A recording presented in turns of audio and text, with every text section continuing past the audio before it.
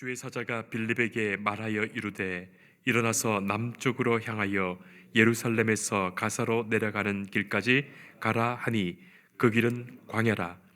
일어나 가서 보니 에디오피아 사람 곧 에디오피아 여왕 간다게의 모든 국고를 맡은 관리인 네시가 예배하러 예루살렘에 왔다가 돌아가는데 수레를 타고 선지자 이사의 글을 읽더라. 성령이 빌립더러 이르시되 이 수레로 가까이 나가라 하시거늘 빌립이 달려가서 선지자 이사의 글을 읽는 것을 듣고 말하되 읽는 것을 깨닫느냐 대답하되 지도해 주는 사람이 없으니 어찌 깨달을 수 있느냐 하고 빌립을 청하여 수레에 올라같이 앉으라 하니라. 읽는 성경 구절은 이것이니 일러스되 그가 도살자에게로 가는 양과 같이 끌려갔고 털 깎는 자 앞에 있는 어린 양이 조용함과 같이 그의 입을 열지 아니하였도다. 그가 굴욕을 당했을 때 공정한 재판도 받지 못하였으니 누가 그의 세대를 말하리요. 그의 생명이 땅에서 빼앗김이로다 하였거늘 그 내시가 빌립에게 말하되 청컨대 내가 묻노니 선지자가 이 말한 것이 누구를 가리킴이냐 자기를 가리킴이냐 타인을 가리킴이냐.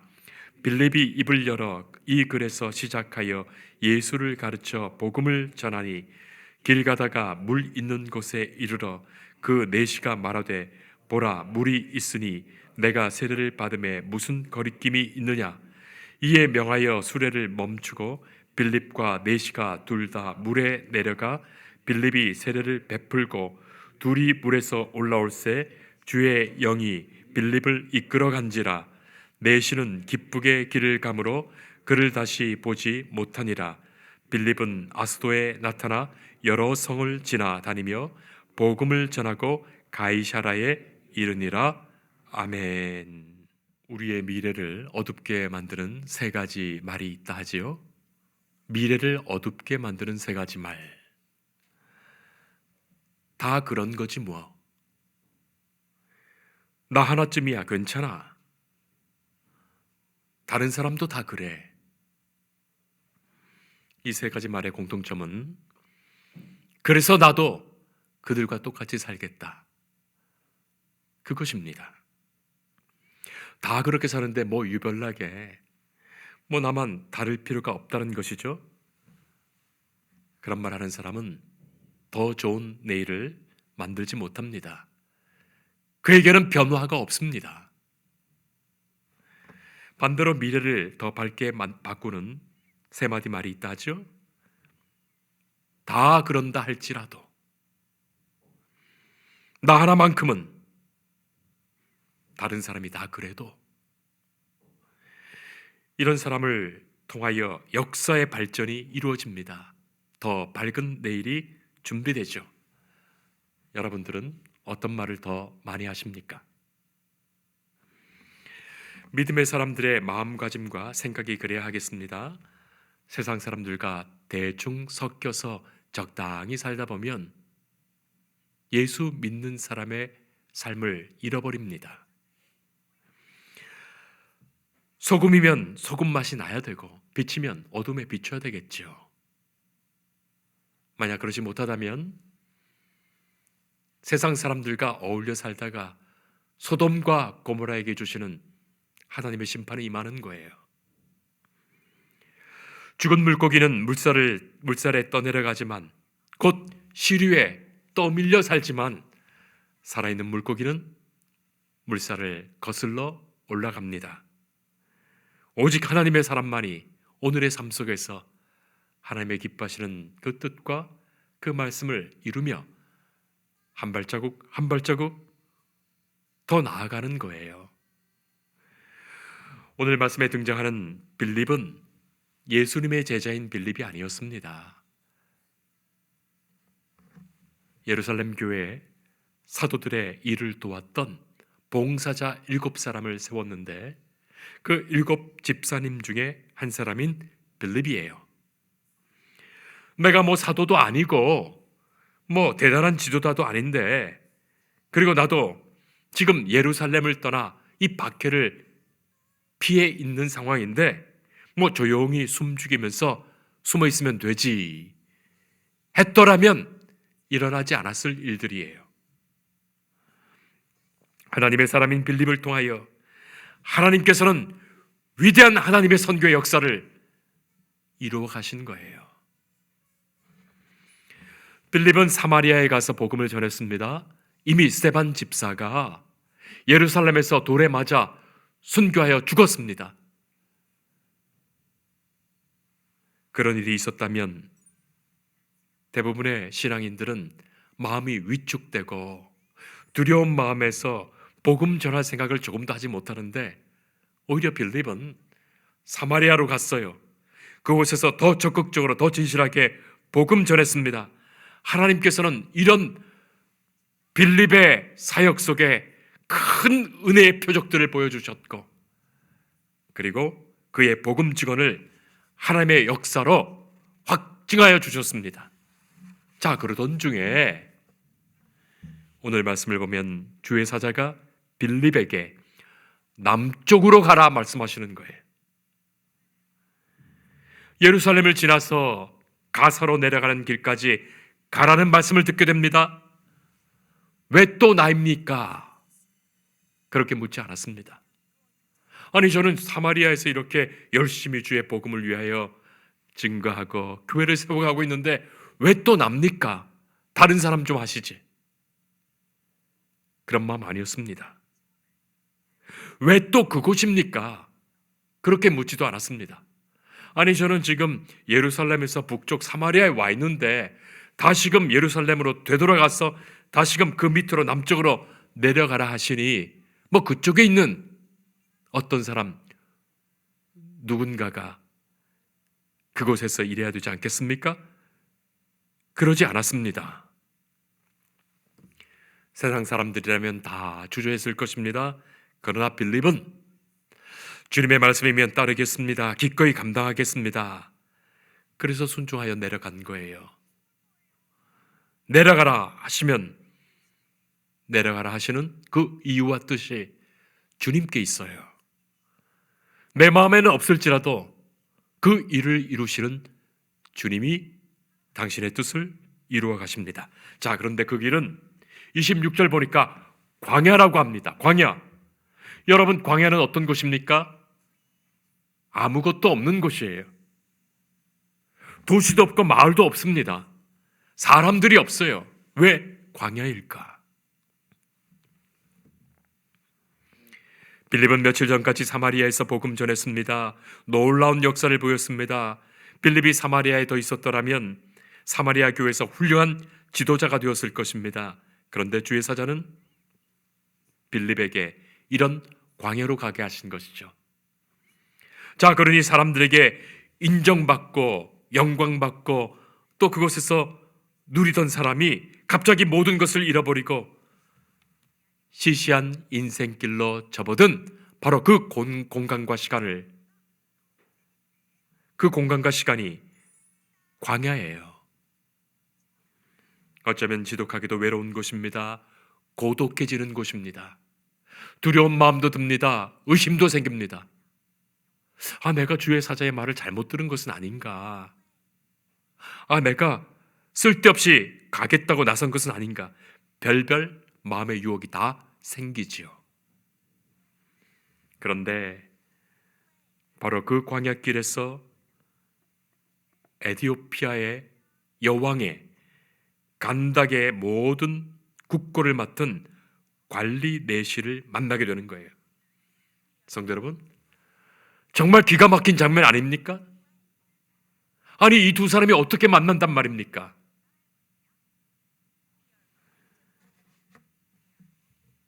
성도 여러분, 우리의 삶 속에 그런 일이 있는 거예요. 그때 그 일이 아니었더라면, 그때 그 사건이 아니었더라면, 그때 그 상황이 아니었더라면 결코 만나지 못할 사람이 있습니다. 결코 이루지 못했던 일이 있습니다. 하나님은 당신의 그 일을 이루기 위해서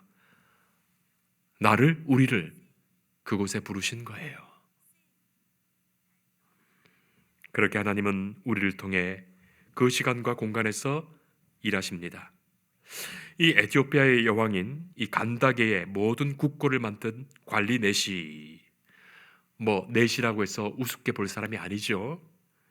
역사적으로 오늘 본문에 나오는 이 에티오피아 여왕은 AD 25년에서 41년간 통치했던 아만디테레를 가리키는 것으로 봅니다.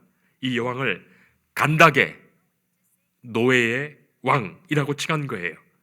그 여왕의 모든 국고를 맡은 관리인 내시, 오늘날로 말하자면 아마도 재정부 장관 정도 되는 높은 지위의 사람이에요. 자, 그 사람이 예루살렘에 예배하러 왔다가 돌아가는 길입니다. 무슨 일로 어떻게 예루살렘에 예배하러 왔는지는 자세히 알지 못해요. 외교사절로 방문한 것인지, 아니면 관광차 왔다가 예배를 드렸는지, 아니면 유대교로 개종했는지 우리는 알 수 없지만, 그가 예루살렘 방문을 마치고 수레를 타고 돌아가면서 선지자 이사야의 글을 읽고 있습니다. 이사야의 글, 이사야의 성경을 선물로 받은 것인지 아니면 본래 갖고 있었던 것인지, 예루살렘에 들렀다가 어디에서 산 것인지는 모르지만 그렇게 구약 성경인 두루마리 성경을 그렇게 가지고 있었고 그것 읽고 있는 중이에요. 성령께서 빌립에게 지시합니다. 그에게 가라고 하십니다. 빌립이 그에게 다가가서 보니까 이 사람이 지금 이사야 성경을 읽고 있는 거예요. 그것을 보고서 빌립이 읽는 것을 깨달으시느냐 묻게 되죠. 자, 그 말에 이 관리의 말이 더 재밌습니다. 지도해 주는 사람이 없는데 어찌 깨달을 수 있느냐 말합니다. 그렇게 대화가 시작되었고 수레에 앉으라 오랫동안 말씀을 나누며 복음 전하는 기회를 갖게 됩니다. 읽는 것을 깨닫느냐, 여러분 어떻게 생각하십니까? 여러분 성경을 읽으시면서 깨달으십니까? 성경 읽으면서 하나님의 말씀이 들리십니까?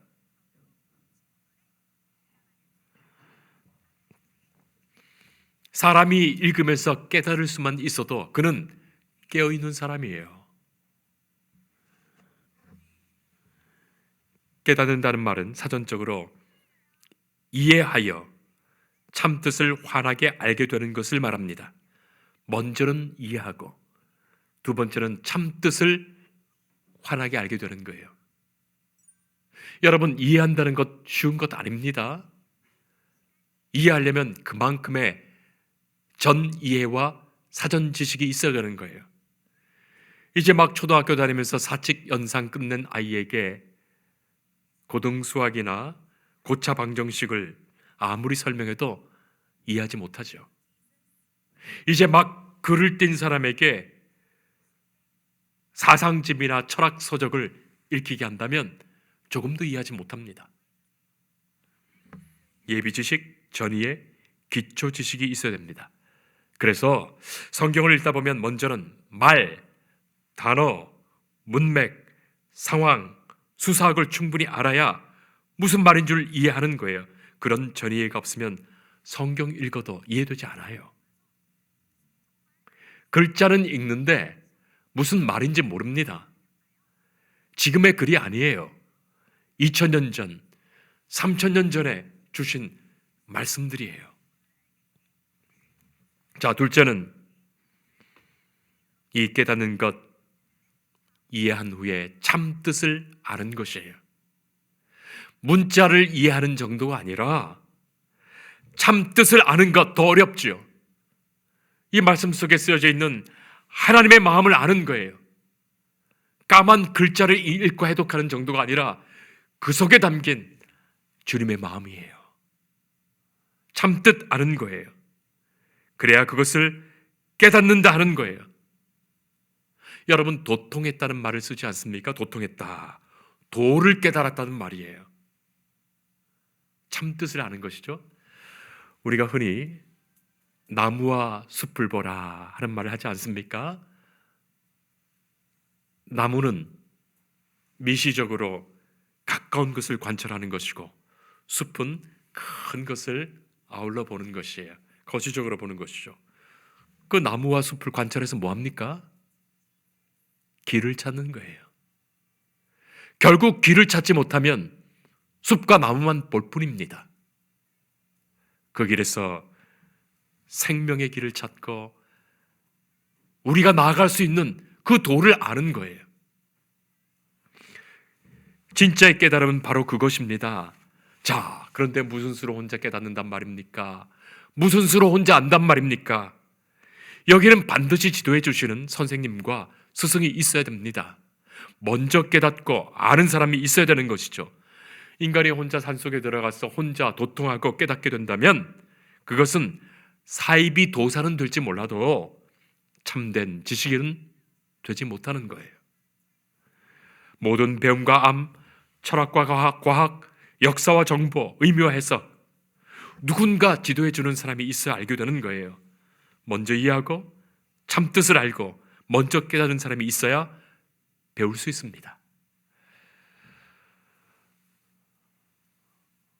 목회자가 되기까지의 과정을 통해서 성경을 읽으며 하나님께서 내게 주신 말씀을 읽게 되는데, 이 목회자가 되고 성경을 읽게 되는 여기까지 얼마나 많은 시간들이 걸리는지 모릅니다.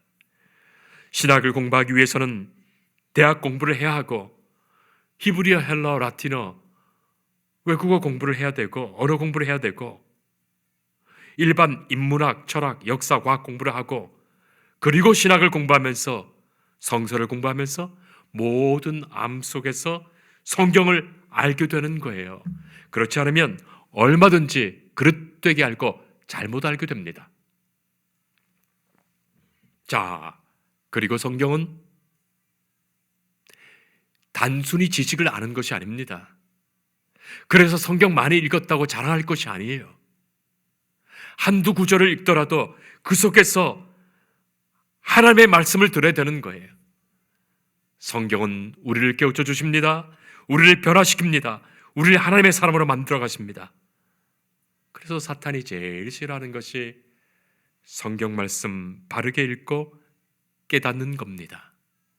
사탄은 그것 못하게 합니다. 사탄이 그것을 방해하는 거예요. 어떤 방법으로든 성경 읽지 못하게 하고 성경 듣지 못하게 하고 성경 바르게 배우지 못하게 합니다.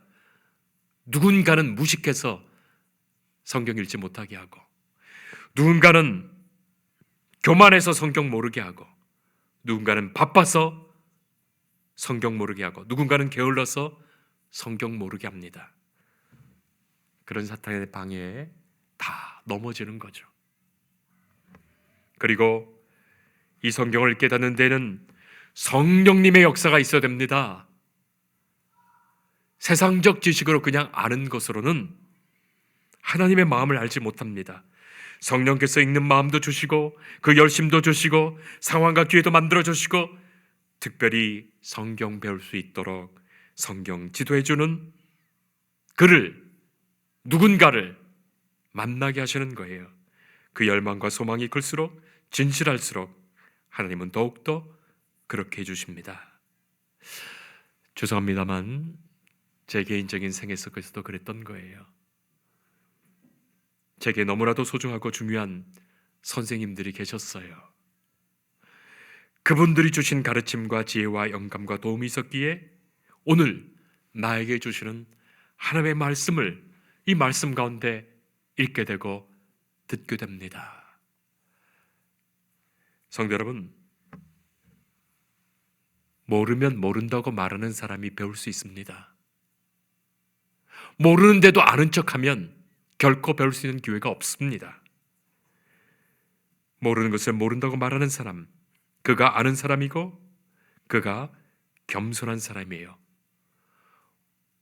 오늘 이 장관인 내시를 한번 생각해 보세요. 뜻하지 않은 것, 이 광야에서 사람도 만나지 못하는 곳에서 어떤 초라한 사람 만난 거예요? 그 사람에게 까불지 마라, 다가오지 마라 했으면 그것으로 끝입니다. 그리고 자기가 몰라도 아는 척 했다라면 영 깨닫지 못했을 것입니다. 가르쳐주는 자가 없으니 내가 어찌 깨닫겠는가?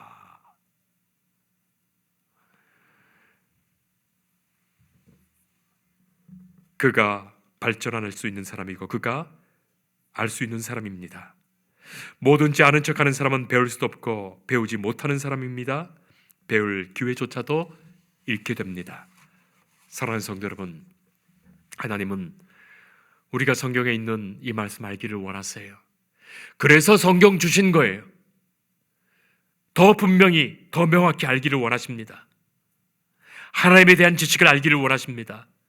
호세아 6장 3절에 우리가 여호와를 알자, 힘써 여호와를 알자. 그런데 우리는 모르면서 자꾸 아는 척합니다. 그러니 배우지 않지요. 그것이 미련입니다. 조금만 알면서 대단히 많은 것 아는 사람처럼 떠드니 그것이 교만이에요. 성령님은 말씀하십니다. 성령님은 깨닫게 하십니다. 성령님은 분별하게 하십니다. 그것도 잊지 말아야 됩니다. 성령 충만한 사람은 말씀 삼오지 않는 사람이 없어요.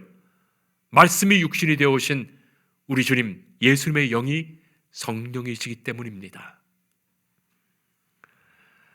재밌기로는 신학교에서 제일 많이 아는 척하는 사람이 신학교 1학년 학생이에요. 그래서 신학교 1학년은 목사라고 불러요. 그리고 신학교 2학년 정도 되면 장로, 신학교 3학년 정도 되면 집사, 신학대학, 신대원 졸업하면서 나는 이렇게도 모르는 사람입니다 깨닫고 나오는 거예요. 겸손한 마음에서 그때부터 진짜 신학 공부를 하게 되는 거예요. 성도 여러분, 에티오피아의 네시, 이분은 하나님이 구원하시며 사용하시기로 예비한 사람입니다. 아니, 이 에티오피아 사람이 도대체 왜 거기에 있는 것입니까? 왜 거기에서 빌립을 만나는 것입니까? 그러나 이 중요한 사건을 통하여 하나님은 이 네시를 변화시키셔서 북아프리카의 중요한 복음 선교 역사를 시작하신 거예요. 이 귀한 만남을 하나님이 섭리하시는 중에 계획하시고 이 이사야 말씀을 궁금하여 읽던 중에 빌립을 만나 이 말씀의 내용이 예수님인 것을 알게 하시고 그 복음을 듣게 하시고 예수님을 영접하고 세례받게 됩니다. 이 섭리를 위하여 이 두 사람이 탁 만나게 해주신 거예요. 북아프리카는 기독교의 가장 중요한 교회가 세워졌던 곳입니다. 에티오피아는 아프리카에서 가장 오래된 교회가 복음이 먼저 전해지고 교회가 생겼던 곳이에요.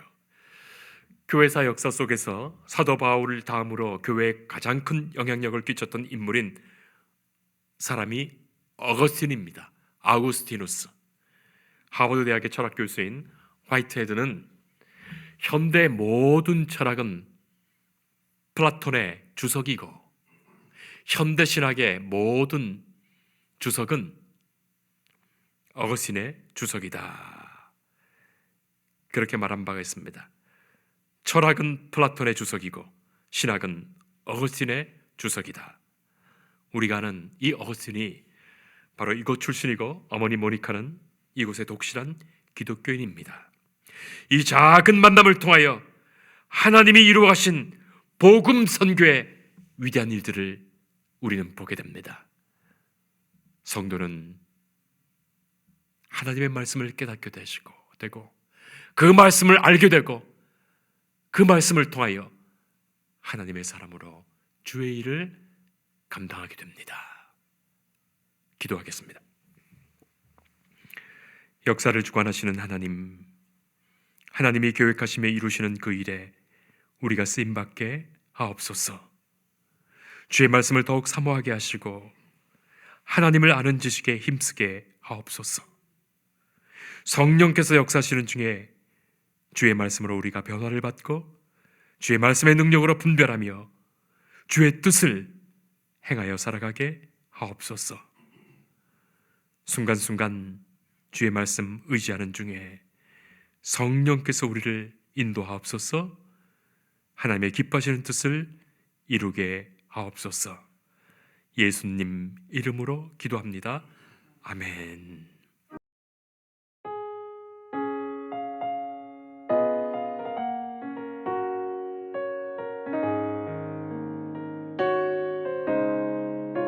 주 예수 내가 알기 전 날